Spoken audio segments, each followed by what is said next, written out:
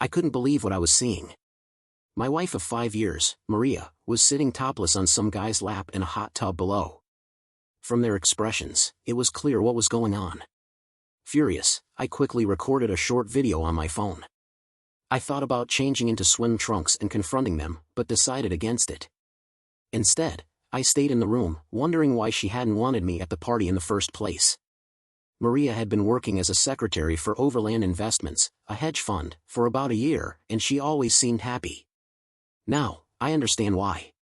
Earlier that week, I had seen a text on her phone about a company Christmas party with an invite for a +1. When I asked her about it, she tried to brush it off, telling me it would be boring, just a bunch of finance people talking about money. I asked if she was embarrassed to bring me, but she assured me that wasn't it, saying the conversations would be dull for someone not in the industry.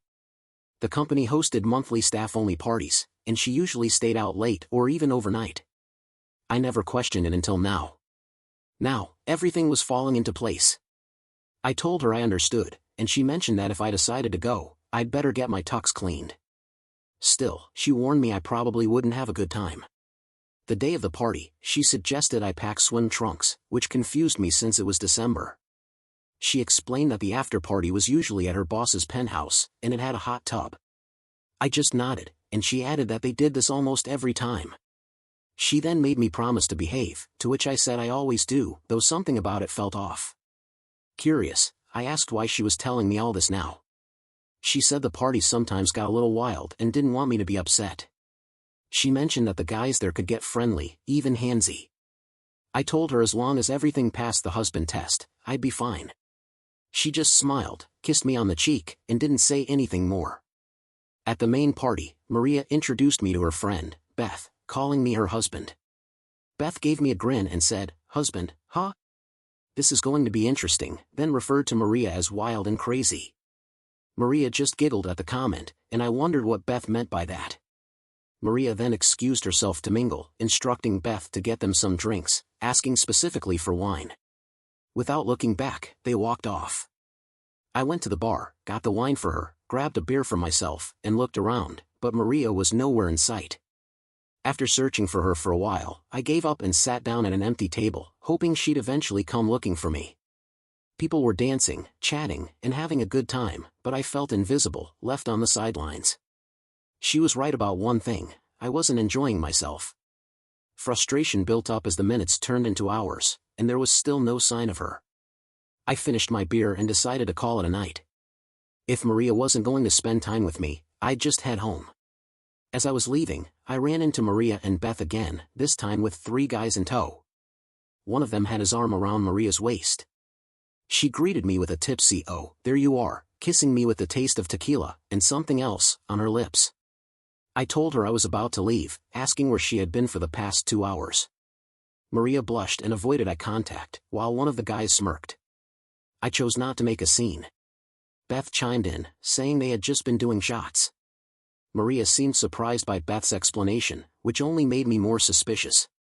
I asked about the shots, mentioning the tequila taste, but Maria brushed it off, saying they were heading to Mark's place, where the hot tub was ready. She asked if I was coming. I said sure, but asked if I'd actually get to spend time with her or if she was just going to ditch me again. She laughed it off, saying I'd see her later. Maria decided to ride with Beth and the guys, telling me it was fine if I followed. I suggested she come with me, but one of the guys grabbed her hand and pulled her away. That only irritated me more. They left in a fit of laughter, and I followed in my car. When I arrived, Maria was already in the hot tub, wearing a bikini. She was sitting with 2 guys, who I later found out were Mark and Todd, senior partners at the firm. They acted like rich frat boys, completely carefree. While I stood there, Beth approached me and asked if I was interested in meeting up later. I asked her what made her think I'd be into that, reminding her I was married.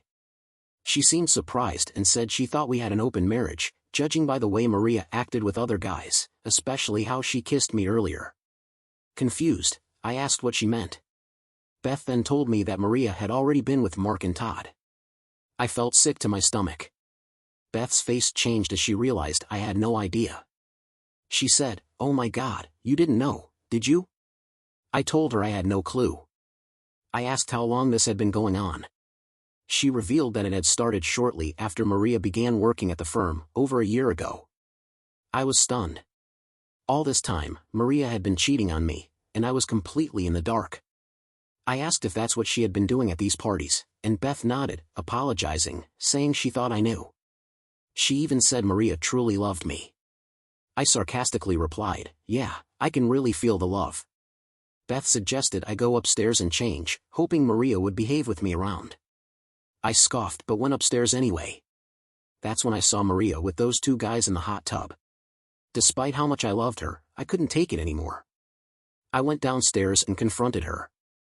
She asked why I wasn't in my swimsuit and if I was joining them. I grabbed her arm, pulled her into a nearby room, and closed the door. I demanded to know if she had planned to tell me about her so-called open marriage. I played the video I had recorded of her in the hot tub with the two guys and asked if she was trying to humiliate me. Maria tried to downplay it, admitting they were fooling around but insisted it didn't mean anything. I disagreed, telling her it meant everything to me. I took off my wedding ring and handed it to her. I removed her rings from her finger too. She asked what I was doing, and I told her I was disgusted, that I hated her at that moment. I wished her a Merry Christmas, told her I'd be seeing a divorce lawyer on Monday, and instructed her not to bother coming home. She pleaded and said she still loved me, but I didn't care anymore.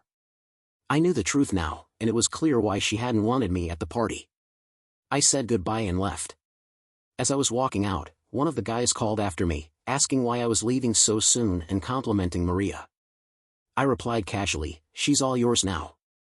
I left the penthouse, went downstairs, got in my car, and drove home.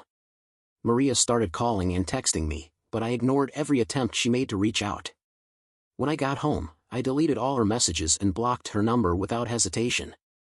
I changed out of my tux, grabbed some trash bags, and began tossing her clothes and personal belongings into them without a second thought. I loaded everything into her car, then backed it out of the garage. After that, I removed the garage door opener and changed the access code. There was no way she was getting back inside. By the time I was done, it was around 2:30 a.m., and I was dead on my feet. I collapsed onto the bed and fell asleep almost instantly. The next morning, I woke up to the sound of the house phone ringing. Still groggy, I picked it up. "Yeah?" I grunted, half out of it. It was Maria, of course. She asked me to come and get her. I cut her off mid-sentence, my voice cold and distant. "You're not my problem anymore." She pleaded with me, begging for a chance to talk, but I wasn't having any of it. I told her if she had something to say, she could say it to my lawyer. I also mentioned that her car was outside with all her stuff packed inside. Then, I hung up. She called back immediately, but I wasn't interested in hearing anything else from her. I disconnected the phone from the wall and fell back onto the bed, shutting out the world. When I woke up that afternoon, I plugged the phone back in, half expecting more drama. I glanced outside and saw her car was gone. Good. Maybe she was starting to get the message. After getting up, I started looking into divorce lawyers and researching everything I could about the divorce laws in our state. It was a community property state, but since we didn't own any real estate, that wouldn't be an issue. No kids meant no child support. She made about the same as I did, so I didn't think alimony would come into play. I also found out that while most divorces here were no fault, there was a provision for filing based on infidelity or cruelty. Sure, it would drag things out and make it messy, but at this point, I didn't care. After some digging, I came across a lawyer named Fiona Rivera and made a note to call her first thing Monday morning. While making notes, my phone rang from an unfamiliar number. I answered it cautiously, and a female voice introduced herself as Beth. She told me Maria had been staying with her for a few days. I kept my tone icy as I told her that I was going through with the divorce. Beth sounded concerned, saying Maria was a mess, crying and falling apart. She said Maria was on the verge of a breakdown. I didn't flinch. "She brought this on herself," I said, with not a hint of sympathy in my voice. Beth asked if I had any feelings left for Maria. I didn't hold back. Hatred. Disgust. That's all I feel for her now. I went on, reminding her that Maria had cheated on me for over a year, and now she had the nerve to humiliate me in front of everyone. The conversation was over for me, but Beth pressed on, saying Maria loved me. I let out a bitter laugh. Love? What kind of love is that? And by the way, after I left the penthouse, did she hook up with Mark and Todd again? There was a long pause. Beth admitted that they had all got together after I left, to comfort Maria. Comfort her? The rage bubbled up in my chest. Beth had the audacity to suggest I could have enjoyed the night if I'd just stayed. Where the hell do people like you come from? I snapped, before hanging up. Not long after, I noticed 2 text messages from numbers I didn't recognize. They had come in early that morning while I was asleep. I opened the first one. Attached was a video. The message read, "Missed one hell of a party, bro." My hands shook as I played the video. There was Maria, in the hot tub, in the middle of the same disgusting scene I had walked away from the night before. But this time, there was a third man I didn't recognize. Mark and Todd were there too, grinning like predators. The guy I didn't know turned to the camera and smirked. "That's quite a wife you've got there, man. Too bad you weren't here." I felt sick. My heart pounded in my chest, but I forced myself to watch the second video. It was more of the same, Maria, with them, completely shameless. But the end of this one was worse. Mark held up my wedding ring, dangling it between his fingers as Maria smirked at the camera. The rage I felt before was nothing compared to what consumed me now. It burned hotter than anything I'd ever felt. I transferred the videos to my computer and made a copy for my lawyer. For a split second, I considered sending the videos to everyone she knew, her family, her friends, but I stopped myself. Fiona Rivera website had warned against letting emotions take over. Any rash action on my part could backfire in court. So, I held back, for now. I didn't hear anything from Maria or Beth for the rest of that day, or even the next. And that was fine by me. I spent the weekend erasing any trace of Maria from my apartment, determined to get her out of my life for good. Monday came, and I called my boss. I briefly explained the situation and asked for some time off. Luckily, he'd gone through a messy divorce himself and understood completely. He was sympathetic, even offering some advice. Later that day, I called Fiona's office and scheduled a meeting. On the way to the appointment, I swung by the bank and made sure Maria was removed from our joint account. I settled the credit card tied to both our names and canceled it. Then, I moved half the assets into a new account, one solely in my name. Fiona was sharp, direct. She laid out the divorce laws in our state and suggested we might even have grounds for an alienation of affection lawsuit against Maria's employers. She wasn't sure how strong the case would be, but given the evidence I had, we might just make it stick. I left it to her judgment and told her to handle the legal papers, making sure they were delivered to her boss's office, public humiliation for all of them, just like they'd done to me. I paid Fiona's retainer and headed home. On the way, my phone rang again. It was Beth. I answered with a cold hello. She wanted me to meet with Maria that afternoon, but I shut that down immediately. I had no intention of seeing her. Fiona had advised me to keep my distance, and that's exactly what I planned to do. Beth offered to give me Maria's contact information, but I refused, instead giving her Fiona's details. Beth made one last attempt to defend Maria, but I cut her off, making it crystal clear that forgiveness was off the table. I told her Maria would be receiving divorce papers soon and ended the call. I stopped at a store on the way home, picking up a 12-pack of beer and a couple packs of cigarettes. I hadn't smoked since we got married, but right now, I needed something to keep me from doing something I'd regret. Back at the apartment, I sat down, cracked open a beer, and lit a cigarette, letting the nicotine calm my nerves. The house phone rang again. I picked it up, and to my surprise, it was Mark Wilson, Maria's boss. His voice was different from the cocky frat boy act I'd seen at the party, more professional now. He acknowledged my displeasure with what had happened, saying they thought I was okay with it. I interrupted him, asking if he knew she was married. Of course, he knew, but he tried to explain that Maria had told them we had an open marriage. They just assumed I was fine with everything. I wasn't letting him off that easily. "You never thought to ask me?" I said, my voice is like ice. Then I asked about the videos. Mark stammered a bit, admitting that sending them was Maria's idea. He apologized, saying they hadn't meant any harm. He asked if there was anything he could do to make things right. My patience was gone. "Yeah, here's what you can do," I said, my tone deadly. "You can show up in court and testify against her. And while you're at it, prepare for a lawsuit, because I'm suing you for alienation of affection." Mark started to backtrack, trying to downplay the situation. He said it was all just fun, that they never intended to ruin my marriage. I laughed bitterly. Fun? You expected me to just thank you for destroying my life? I suggested Mark might have been influenced by stories he read online. He practically begged, saying we could work things out, and mentioned how worried he was that a lawsuit could ruin everything for them. I just shrugged it off and said, "That's not my problem," before hanging up. Then, I grabbed a beer and went out to the balcony for a smoke, letting the cool air help me relax. It wasn't until Wednesday that I heard from anyone again. That's when they were officially served at Maria's office. A little later, Beth called me, clearly in disbelief over my actions. She tried to say I hadn't given Maria a chance to explain, emphasizing how embarrassed and humiliated she felt. I couldn't care less. I told Beth flatly that after what Maria had done, her feelings weren't my concern. I told her not to call me again and slammed the phone down. Not even 5 minutes passed before my phone rang again. This time, I recognized the number as coming from Mark's office. I picked up, already angry, and he immediately started yelling. He insulted me, threatened me, even said he was going to ruin my life like I'd ruined his. I just slammed the phone down again and called Fiona to fill her in on Mark's threats. Good, Fiona said, sounding calm but firm.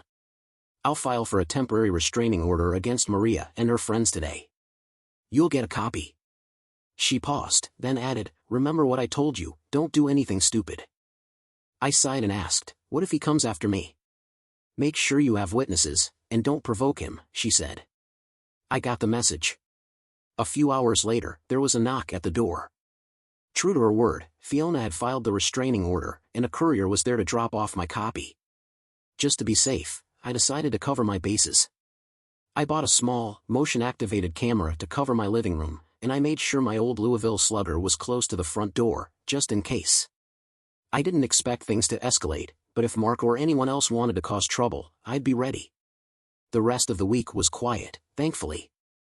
I didn't hear a word from Beth, Maria, or anyone else until Saturday night. I was sitting on my balcony, enjoying a beer and a cigarette, when I heard the doorbell. That was followed by loud pounding on the door. I stubbed out my cigarette and walked into the front room, checking the peephole. Sure enough, it was Mark, and there was someone else with him. The pounding continued as he yelled for me to open the door, claiming I was violating a restraining order. I calmly told him through the door that I was calling the police. He protested, yelling louder, but I dialed 911 anyway. The operator answered, and I quickly explained what was happening. She told me that they had already received several calls from the area and that police cruisers were on the way. I thanked her and hung up, gripping the bat a little tighter as the pounding on the door continued. For a minute, I wondered if Mark was going to try and break it down. But then, I heard a commotion outside. I looked through the peephole again and saw 2 large police officers putting handcuffs on Mark and the guy with him. The officer knocked on my door, identifying themselves as police. I opened the door, and Mark gave me a look of pure hatred as the officer led him away to the cruiser, still shouting threats. The officer asked if I knew him, and I nodded, showing him the restraining order I had received. He read it over, then spoke into his radio, informing me that they would be taking them downtown for the night. I gave him a brief rundown of the situation, and he thanked me for cooperating, adding that he didn't think Mark would be bothering me for a while. Once they left, I closed and locked the door, then went back to the balcony, cracking open another beer. The next day, the news of Mark's arrest was all over the papers. The headline read, "Hedge Fund CEO Arrested." Over the following days, more articles came out, talking about how several clients were leaving Overland Investments because of the company's involvement in these scandals, and how it was hurting their bottom line. I couldn't help but think, good. When I went back to work on Monday, it was tough to focus, but I managed to get through the day. For the next 3 weeks, things were quiet, no calls, no visits from anyone. Then, out of the blue, Fiona called. "How are you holding up?" she asked. I told her I was doing as well as could be expected. That's when she dropped the bombshell. Maria had gotten herself a lawyer and filed a petition for marriage counseling. To my surprise, the judge had agreed and ordered 6 sessions, starting that week. "Wait, they can force me to go to counseling?" I asked, annoyed. "Yes, they can," Fiona replied. "And if you don't show up, it could be considered contempt of court. You could even face jail time." I groaned, making it clear that I had zero interest in reconciling with Maria. Fiona understood, but she emphasized that I needed to attend the sessions regardless. If the counselor doesn't think there's any hope for reconciliation, they'll report that to the judge. Reluctantly, I agreed. Fiona also mentioned something else. Maria's lawyer had informed her that Maria was pregnant. I couldn't believe it. Not only was I stuck in this mess, but now I might have to wait another 8 or 9 months before any legal action could be finalized. Fiona confirmed that, if the baby was mine, I'd be required to pay child support. On the plus side, the judge had approved a legal separation until the baby was born. I made a sarcastic comment about that, and Fiona gave me the address for the counselor's office, wishing me luck. I jotted down the details and decided that when I showed up, I would make it absolutely clear there was no way I would ever reconcile with Maria. When I got to the counselor's office, I was ushered in right away. An older woman, who introduced herself as Dr. Alice Farnsworth, looked at me over her glasses. Maria was already there, sitting on a love seat, looking forlorn. I had a bad feeling about all of this. Dr. Farnsworth suggested I sit next to Maria on the love seat, but I opted for a smaller wooden chair, angled slightly away from them both. I made it clear from the start that I didn't want to be there, but I didn't have much choice. The counselor acknowledged that and thanked me for attending. She then turned to Maria, asking about her hopes for the sessions. Maria said she wanted to reunite, especially now that there was a baby on the way. She talked about wanting us to be a family again. I couldn't help but let out a small, bitter laugh, shaking my head. Dr. Farnsworth turned to me, asking about my expectations. I was direct. I'm here because I have to be. But reconciliation? That's not going to happen. I glanced over at Maria, who seemed to shrink back at my words. The counselor nodded, understanding my stance, and then asked if I would reconsider for the sake of the child.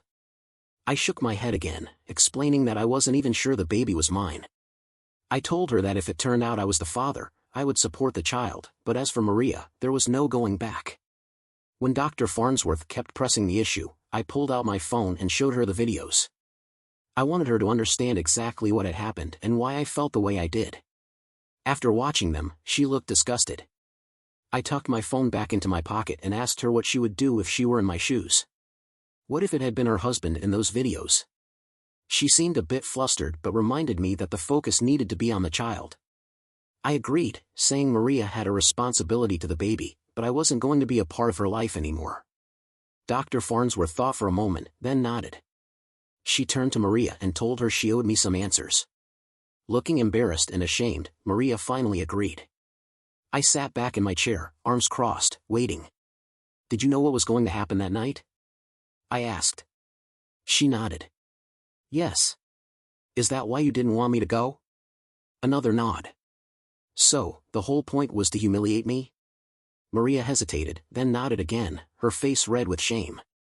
I sighed, feeling the weight of it all, but at least now, everything was out in the open. I questioned Maria about how long her involvement with the other men at Overland Investments had been going on. She admitted that it started almost right after she joined the company. Puzzled, I asked why she did it, and her response was disturbingly casual. She said she enjoyed it, finding it exciting, fun, and naughty, claiming it made her feel desired. When I asked her how many men she had been with, excluding me, she nonchalantly estimated around 4 or 5 dozen. I was taken aback by the number. Shocked, I emphasized the risks she had exposed both of us to, especially concerning diseases. I then asked if she even knew who the father of her child was. She hesitated before admitting she didn't. That stung, but I kept my composure. I pointed out how absurd it was for her to expect me to raise and financially support a child that might not even be mine. I told her plainly that I didn't love her anymore. The anger was still there, but something else, a strange sense of finality, was settling in. Maria and Dr. Farnsworth both seemed surprised by my tone, and Maria looked like she was about to cry. Even though I could see her distress, my frustration remained. I wanted her to feel what I was feeling, but before I could push further, Dr. Farnsworth gently stepped in, signaling that it was enough for now. She wrapped up the session, suggesting that we each attend individual sessions the following week to figure out the next steps. We agreed on the appointment times and left the office. As I walked toward my car, I heard Maria call out to me in the parking lot. I ignored her, got in my car, and drove off. In my rearview mirror, I saw her sitting in her car, her head resting on the steering wheel as she sobbed. A part of me felt a grim sense of satisfaction. Maybe it was about time she understood what emotional pain felt like. Later that night, I got a call from Beth. She was furious, blaming me for Maria's condition. She said Maria had ended up in the hospital after some sort of mishap. She accused me of mistreating Maria, but I defended myself, stating that I'd only told the truth. Beth pressed on, asking how I could be so unconcerned with Maria's health, especially with her being in the hospital. My response was indifferent. I wasn't about to pretend I cared anymore. Beth insulted me, calling me a loser, and reminded me that Maria was still legally my wife, meaning I'd be responsible for the medical bills. She suggested I at least provide my insurance information. After thinking it over, I decided it was best to visit Maria, if only to keep everything in order, considering the legal advice Fiona had given me earlier. I got the details from Beth and headed over to the hospital. When I arrived, I spoke to a nurse, providing my insurance information, and had a brief chat with the doctor. I asked about what had happened, but the doctor explained that pregnancies can be complicated, and the exact cause of the mishap was uncertain. Curious, I asked how far along Maria was, and the doctor said about 9 or 10 weeks, which meant the child could still potentially be mine. Despite that, I couldn't bring myself to care much. This situation seemed to open the door for the divorce to move forward, and that was what mattered to me. After making sure she would be okay, I stepped into Maria's hospital room. She was lying in bed, looking distressed, with tears in her eyes. Beth stood at the foot of the bed, giving me a look of disapproval. I responded with a quiet growl, causing her to back off and leave the room. I turned to Maria and told her it was over between us, once and for all. She asked if I truly hated her as much as I'd said during our previous conversation. After a moment, I admitted that while the intensity of my anger had faded, reconciliation was still out of the question. There was no going back. I told her how the trust had been completely shattered. I mentioned how each time she left the house, I wondered if she was fooling around with someone else, whether it was the checkout clerk at the grocery store or a stranger on the street. She denied that I'd done anything wrong and acknowledged that I had been a good husband, but I countered that if I was so good, she wouldn't have given in to the temptation of being with other men. She admitted she'd been influenced by people who told her it was normal for husbands to accept their wives being with other men. I shook my head at the absurdity of it all. I told her there was no saving this marriage, and trying to fix it would be futile. Tearfully, Maria accepted my decision. She said she'd inform her lawyer the next day. I made it clear that there would be no chance for us to remain friends afterward, no matter how much she apologized. I was done. I looked at her one last time before turning to leave. "Goodbye, Maria," I said quietly, and as I walked out of the room, I could hear her softly crying.